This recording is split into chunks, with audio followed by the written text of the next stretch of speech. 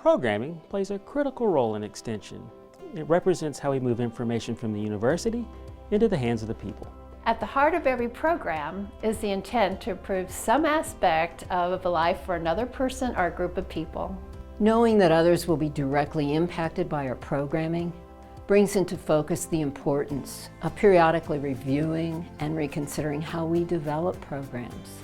With this in mind, a group of our colleagues were asked to review program development practices at MU Extension and contrast them with best practices from other land-grant institutions. During the review, it became apparent that a set of common practices were put into play in most states. Now, each state may use different terms for these common practices, and some may have a unique twist on them, but for all practical purposes, sound extension program development embraces a similar set of best practices. One of the hallmarks of these best practices is working from a defined framework. A framework uses an agreed-upon set of terms and stages so that all within the organization have similar expectations and are able to work in a collaborative manner with a common understanding.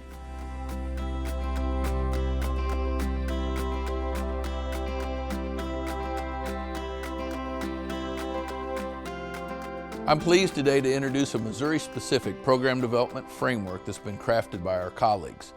The framework's terms and stages have been reviewed and approved by our Vice Chancellor for Extension and Engagement, and it will be part of the MU Extension Way. So let's take a quick look at this framework. Program development via the MU Extension Way has 5 distinct stages. The first stage is to analyze the situation.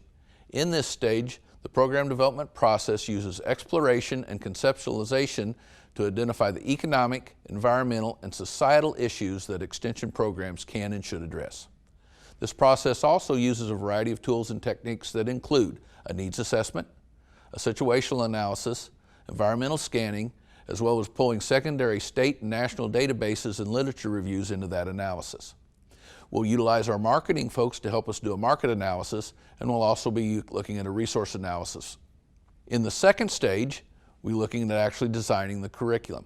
This includes engaging stakeholders and audiences in the design process, clearly identifying learner objectives, identifying evaluation strategies. We'll also include looking at the delivery methods to ensure that the delivery methods engage our target audiences. Along the way, we'll also be working with marketing to design a marketing plan that helps us reach that identified audience and creating a financial plan to be used during the development of this curriculum. The third stage of this process is the development of the content, educator, and learner resources that will be the foundation for this program. These resources provide the details for the components that were identified during the design stage.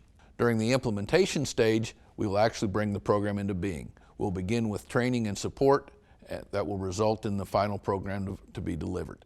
Implementation may include a wide variety of educational strategies that were designed and developed in the previous stages. All stages in the program development process should continually be monitored and evaluated to improve the program's effectiveness and its efficiency.